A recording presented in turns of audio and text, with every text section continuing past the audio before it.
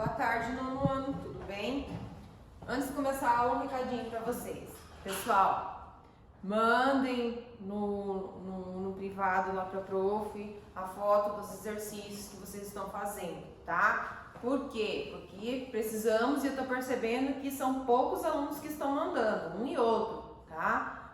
Essas atividades estão sendo contabilizadas e a gente vai começar a fazer, né? A nota de vocês vai ser avaliada a partir daquilo que vocês fizerem, entendeu? Então mandem essa atividade lá, não deixem para acumular as coisas para depois quando a gente retornar, tá?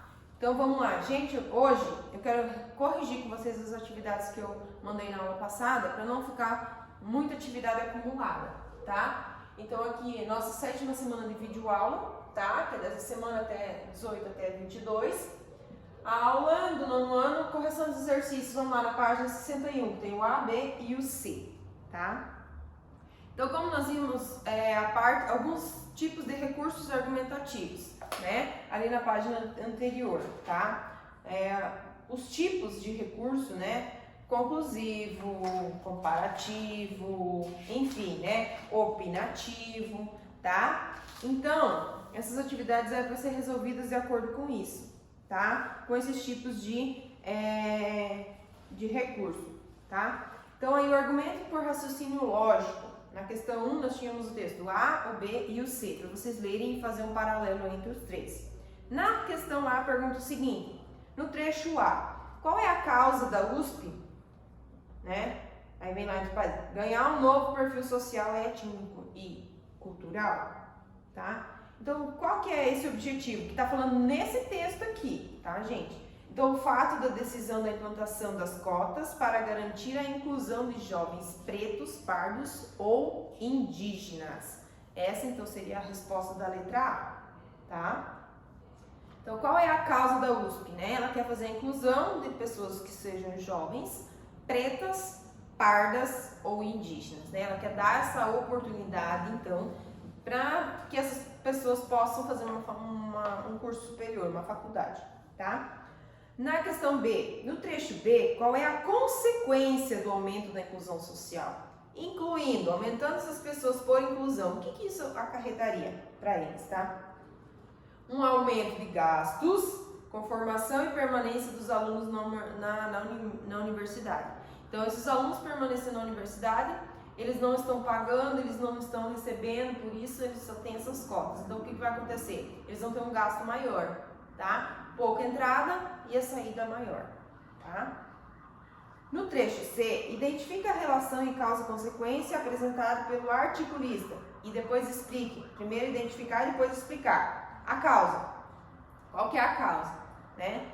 O fato dos alunos entrarem na universidade pelas cotas serem mal preparados, ou seja, não tem uma base de acordo com o que se ensina dentro da USP, né? O conhecimento não é condizente, não é paralelo com o que a USP ensina, tá? A consequência, aumentará a taxa de alunos desistentes. Então eu não estou conseguindo acompanhar o curso, eu não estudei, eu não tenho essa base, então eu vou fazer o quê? Eu vou desistir, não vou mais para a faculdade, tá? Então, e aí para o autor, se o aluno for despreparado, ele não vai conseguir acompanhar o ritmo da universidade, tá? Que é isso que ele coloca. O aluno, né, não tem o nível de conhecimento, digamos assim, ele é um indígena, tá? Como um exemplo, tá? Ele morou lá na aldeia indígena, mas ele entrou na USP pelas cotas.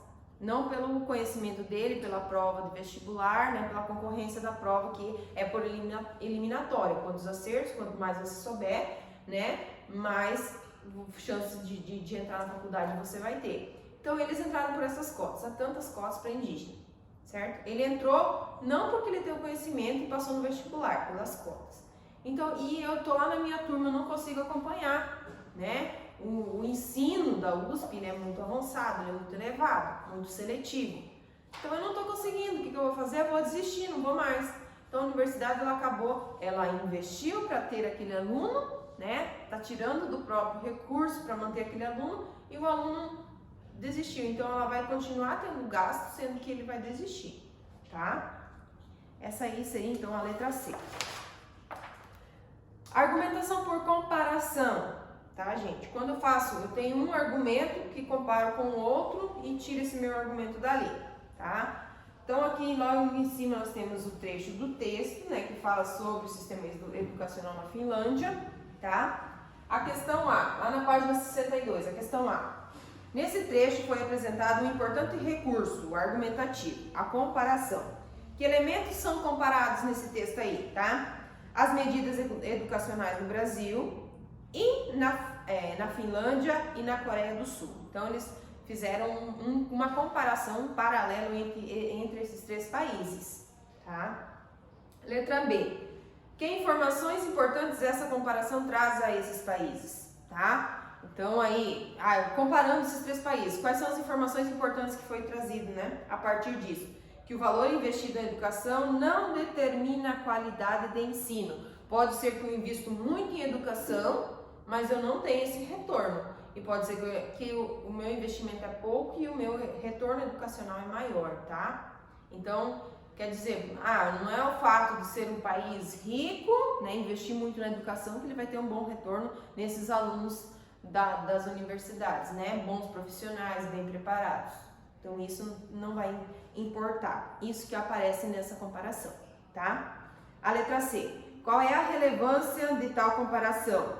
Então, essa comparação ela vai direcionar o leitor para que o autor quer concluir, que a conclusão é: há outros aspectos que determinam a qualidade de ensino, para além do valor do investimento, tá? Então, ele quer dizer o quê? Que não é só o valor financeiro aquisitivo, tá? Que faz diferença na educação. São outros aspectos também. Pode ser lá, afetivo, emocional, tá? Toda essa parte, né, também faz esses investimentos. Vocês podem observar que, por exemplo, né, o Japão, no momento comparando o Brasil com o Japão, nós aqui, quando tenho que sair na rua com essa máscara, pelo amor de Deus, parece que tá faltando ar, né?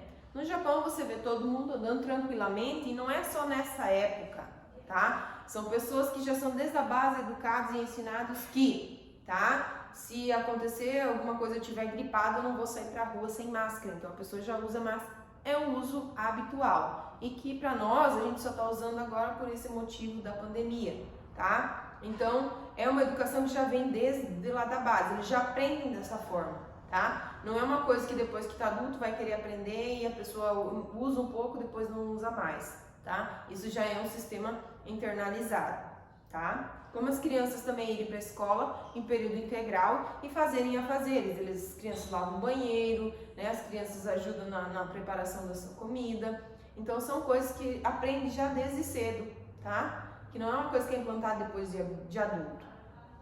Então, isso faz diferença na questão da educação, tá? A letra D. Que elemento coesivo foi empregado para indicar a oposição entre as formas como ocorre o investimento em educação do Brasil e na Finlândia, tá? O elemento coesivo é a palavra enquanto, tá? Enquanto no Brasil...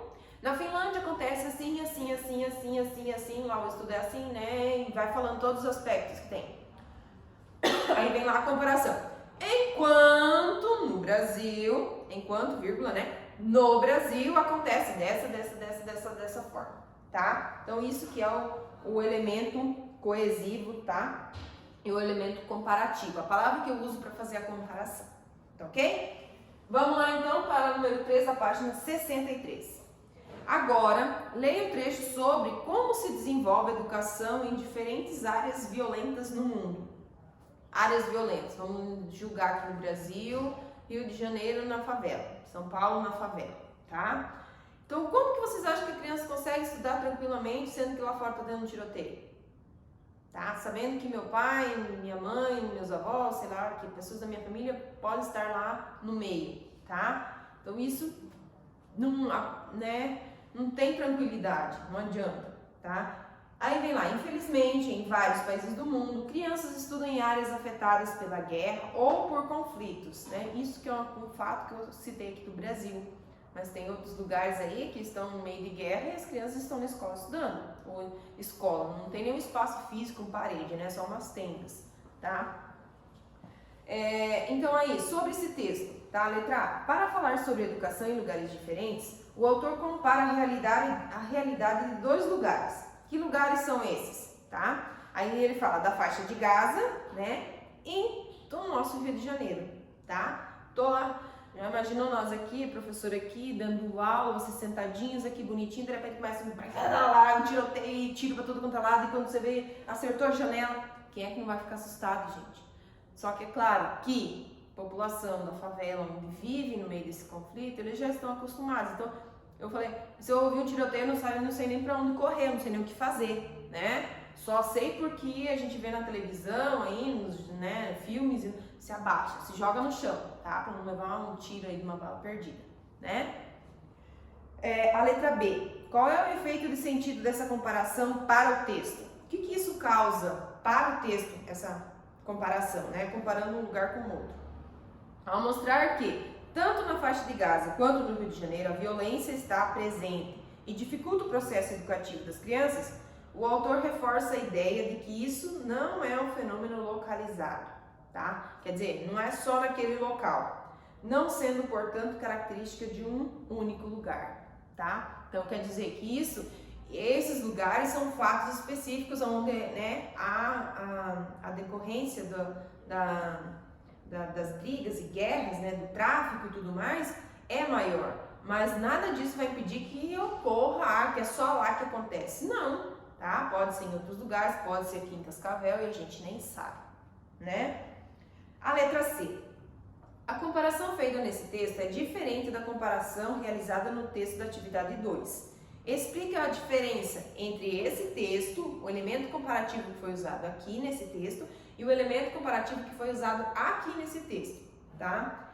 Então, no texto, esse aqui, tá? Da página 63. Acima foram comparados elementos em comum. Tá? Quando a comparação feita por elementos em comum, é comparação por semelhança, tá? No texto 2, houve a comparação por contraste, ou seja, entre elementos diferentes, tá? Aí entra a questão da argumentação por comparação de elementos diferenciados, tá? Como que eu vou saber essa questão da comparação? Pelos elementos coesivos, que são as palavras, tá? Que nós usamos aí nos textos, sendo advérbios, pronomes, tá? Pronomes pessoais, demonstrativos, enfim, tá? Aí entra toda a questão da gramática. Então, o meu texto não é coeso, meu texto não é coerente. O que é coesão e coerência, tá? Coesão, então, a coesão e a coerência, elas têm relação com a minha escrita quanto às palavras corretas usadas em momentos corretos do meu texto e o meu assunto, o meu tema, né? Eu começar falando de determinado tema, posso citar outros, fazer esses elementos comparativos, mas eu não posso fugir desse tema, eu vou terminar o meu texto, né, falando do mesmo tema. Lembrando do esqueminha, introdução, primeiro parágrafo, desenvolvimento, segundo parágrafo, e a minha conclusão em terceiro parágrafo, tá? Basicamente, essa estruturazinha, então, que nós usamos para os nossos textos, tá ok? Gente, espero que vocês tenham aprimorado um pouquinho mais a questão aí, tá? Dos nossos elementos argumentativos. Vocês estão com o vídeo aí, vão lá pausando, respondendo, voltando, né? Qualquer coisa, volta no conteúdo aqui, ó, nessas caixinhas rosa aqui tem a explicaçãozinha, tá? Mais aberta aí para vocês entenderem melhor. Fechando essa parte que a gente vai para o artigo de opinião, então, na próxima aula, tá? Gente, mandem foto das atividades realizadas. Caso contrário, não tem quem dizer assim, você fez e você não fez, tá? Eu vou saber quem fez, quem me mandou, tá ok? Beijo para todo mundo, qualquer coisa, estou à disposição lá no grupo, tá?